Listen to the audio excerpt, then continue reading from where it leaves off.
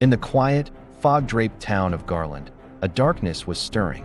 Sheriff Brody Thompson, a man who'd seen little more than speeding tickets and lost pets in his 20-year career, was about to face the defining case of his life.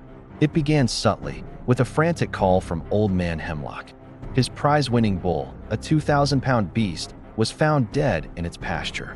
But this was no ordinary predator attack. The bull was torn apart, not just mauled, but viciously mutilated. Its organs were gone, yet there was barely a drop of blood on the field. The ground around the carcass was undisturbed, no tracks, no sign of a struggle.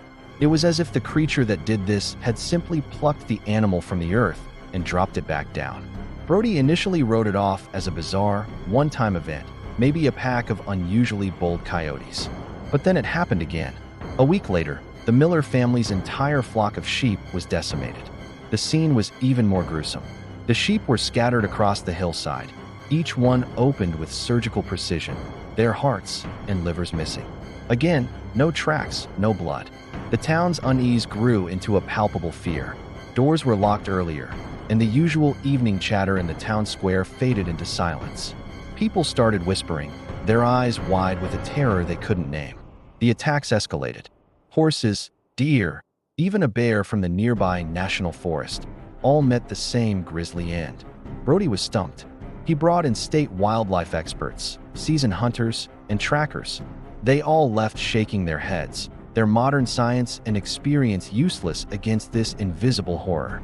The only consistency was the pattern, the precision of the mutilations, and the complete absence of evidence. It was clean, impossibly clean.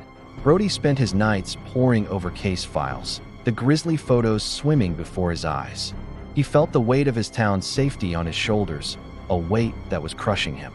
One evening, exhausted and desperate, Brody found himself in the dusty town archives.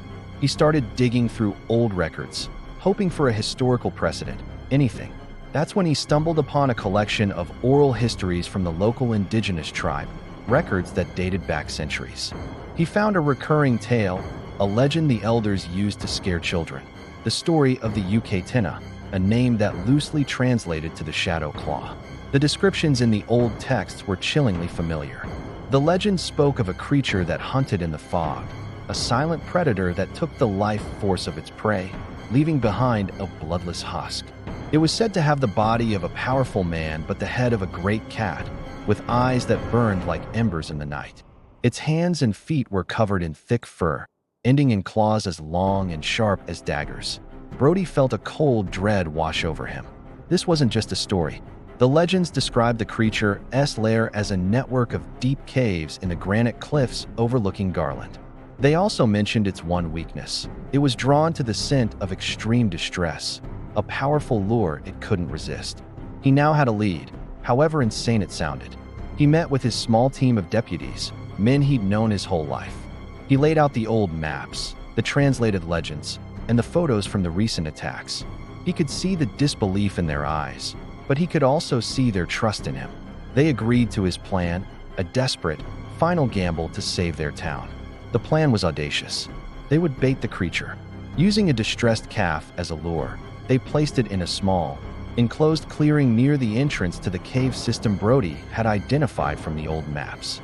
The area was rigged. Brody's friend, a demolitions expert from his army days, had helped him place a series of carefully calculated explosive charges around the clearing, wired to a single detonator. It was all or nothing. They would either trap and destroy this thing, or they would all become its next victims.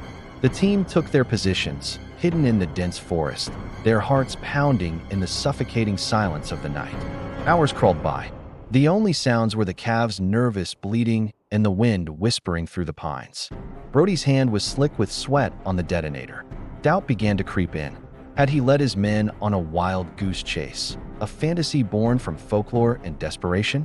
Just as he was about to call it off, the calf let out a piercing shriek of pure terror, a sound that was cut off abruptly. Silence.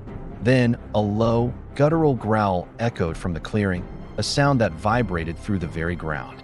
Through his night vision binoculars, Brody saw it. Stepping out from the shadows, it was exactly as the legends described. It was immense, muscular, a terrifying fusion of man and leopard. Its feline head turned, scanning the darkness with glowing, predatory eyes. It stood over the fallen calf, its furred hands ending in those horrifying, lion-like claws. The sight was paralyzing, a living nightmare ripped from the pages of forgotten lore. This was the Garland Man-Leopard. This was the Shadow Claw. The creature bent down, its powerful shoulders bunching. This was their only chance. Brody's voice, tight with adrenaline, crackled over the radio. Now, he slammed his thumb down on the detonator. The world erupted in a deafening roar of fire and light. The force of the explosion threw Brody and his men backward, the shockwave ripping through the trees. The ground shook violently as rocks and debris rained down, sealing the mouth of the cave. When the dust settled, the clearing was a smoking crater. Of the creature, there was nothing left but a scorched patch of earth and the lingering, acrid smell of explosives. Garland was safe. The killing stopped. A sense of cautious relief settled over the town, and Sheriff Brody Thompson became a quiet, reluctant hero. He never spoke of what he saw that night, and the official report cited a gas explosion in a previously unmapped cave system. But Brody knew the truth. He'd looked into the eyes of a myth and had lived to tell the tale. The town slowly returned to its peaceful rhythm, the memory of the terror fading like a bad dream. But nightmares have a way of returning. Deep within the earth, in the unmapped, unreached caverns of the granite cliffs, the explosions had not destroyed everything. The rumbling of the blast had awakened something. Rumors have started to whisper again on the wind, carried from the mouths of brave hikers and spelunkers who venture too close to the cliffs.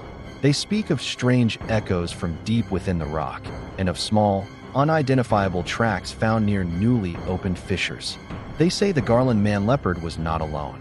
It had a mate, and its children are now stirring in the darkness, hungry and ready to emerge. The horror in Garland, it seems, is far from over. Like, share, and subscribe for more mysterious tales.